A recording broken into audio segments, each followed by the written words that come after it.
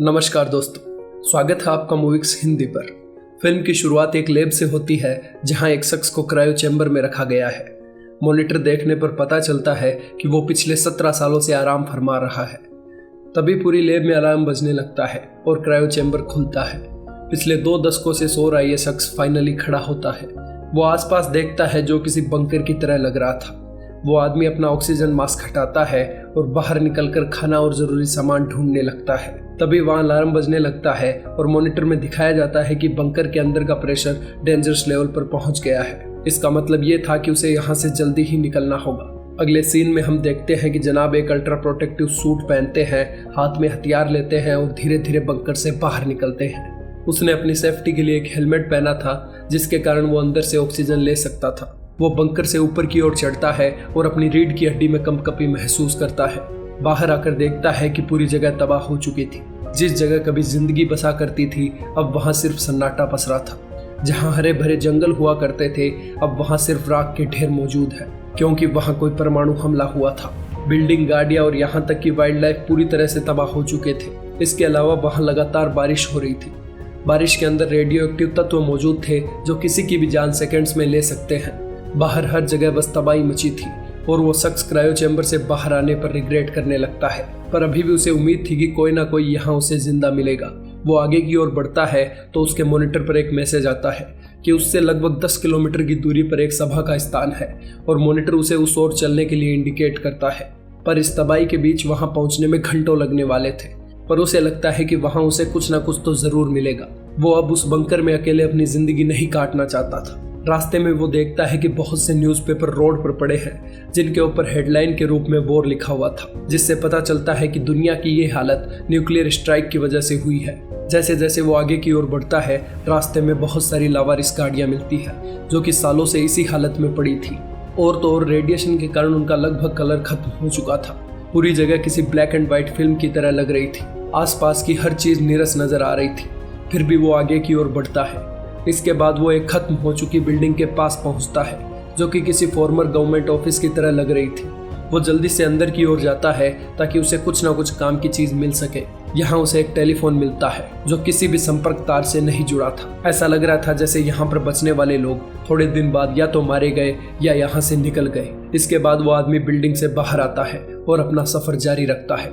जब वो अपने मॉनिटर में सिग्नल देखता है तो उसके ऊपर नो सिग्नल लिखा हुआ आता है। अब उसे बिना कोई गाइडेंस के चलना था। अब उसे कोई फर्क नहीं पड़ रहा था कि चाहे वो जिए या मरे, उसे बस किसी जिंदा इंसान से मिलना था।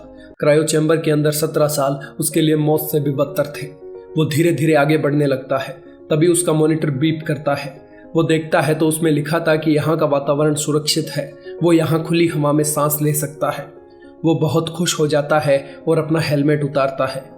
उसके चेहरे पर बारिश गिरती है। उसने सालों से ऐसा कुछ एक्सपीरियंस नहीं किया था। वो हर एक लम्हा एंजॉय करना चाहता था क्योंकि उसे नहीं पता था कि वो कब निपट जाए। भूख के कारण उसका अपनी मंजिल तक पहुंचना बहुत मुश्किल था। तभी फिर से मॉनिटर बीप होता है और उसे पता चलता है कि उसका कोई टीम मेंबर उससे 205 मीटर ही दूर है। एक्साइटेड होकर वो अपना सामान लेके उसकी ओर भागता है। उसकी आंखों में एक चमक होती है कि फाइनली वो किसी से मिलने वाला है जिसके साथ वो अपने सुख दुख बांट सकता है। पर जब वो वहां पहुंचता है तो उसे सिर्फ एक हेलमेट मिलता है जो कि उस आदमी का था। हेलमेट की कंडीशन काफी खराब थी जिससे लग रहा था कि वो शख्स काफी पहले मर चुका था। यहाँ उसके मॉनिटर में कुछ दूर पर एक रेडियो सिग्नल भी डिटेक्ट होता है। वो हेलमेट को एक खाली जगह लेकर जाता है और उसका अंतिम संस्कार करता है। इस तबाही के समय भी उसके अंदर इंसानियत बाकी थी। वो अपने घुटनों पर बैठता है और उस शख्स की आत्मा की शांति के लिए प्रार्थना करता है। इसके बाद वो फिर से उठता है और अपनी जर्नी जारी रखता है। थोड़ी देर बाद वो शहर के एक अलग हिस्से में आ जाता है और एक तबाह हो चुके घर के पास आता है। वो अंदर की ओर जाता है तो उसे एक परिवार की फोटोज मिलती है। यहाँ पता चलता है कि ये घर उस आदमी का ही है और फोटो में हम देखते हैं कि वो अपनी पत्नी और कुत्ते के साथ है। ये 1 सालों पुरानी फोटो है और वो दोनों अब इस दुनिया में नहीं है। वो काफी देर तक उस फोटो को देखता है और रोने लगता है। इसके बाद वो अपनी यात्रा जारी रखता है। यहाँ एक एरियल व्यू में दिखता है कि शहर में किस कदर तबाही हुई है। हर जगह रेडिएशन फैली थी। यहाँ कुछ दीवार पर पोस्टर दिखते हैं जिन पर वॉर और किलिंग के बारे में छपा था। वो उन पोस्टर को देखता है और हंसता है। उसके पास सिर्फ डॉग फूड है जो कि उसका अंतिम खाना भी हो सकता है अगर उसे कोई नहीं मिला तो। वहीं वो शख्स एक टूटे हुए शीशे की मदद से शेव करता है जब वो रेजर से शेव कर रहा होता है तभी उसका मॉनिटर बीप करता है और बंद हो जाता है क्योंकि उसकी बैटरी डेड हो चुकी थी। इसके साथ ही उसकी अंतिम उम्मीद भी खत्म हो जाती है। वो इसे देख ऐसे रोने लगता है जैसे उसने अपना बच्चा खो दिया हो। इसके बाद वो शहर की सबसे ऊंची बिल्डिंग पर चढ़ता है और अपना अंतिम प्लान आजमाता है। वो अपने हाथ में फ्लेयर गन लेता है और फायर करता है ताकि अगर कोई शहर में मौजूद होगा तो उसे अप्रोच जरूर करेगा। काफ़ी देर वेट करने के बाद भी उसके पास कोई रिप्लाई नहीं आता।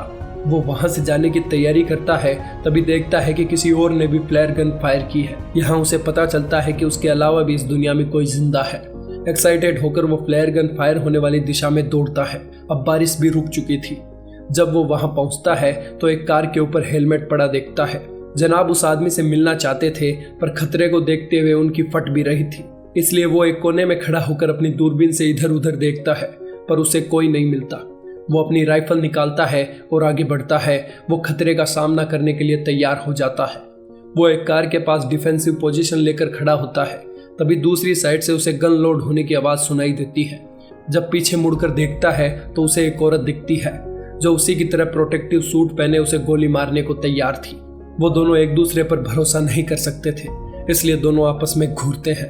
पर जब उन्हें रियलाइज होता है कि इस दुनिया में वो सिर्फ 2 बचे हैं तो वो अपना हथियार नीचे कर लेते हैं। दोनों कुछ नहीं बोलते पर आंखों में बहुत कुछ बोल चुके थे। इसी के साथ फिल्म खत्म होती है। अगर आपको हमारी एक्सप्लेनेशन पसंद आई हो तो सब्सक्राइब करें हमारे चैनल मूविक्स हिंदी को। धन्यवाद।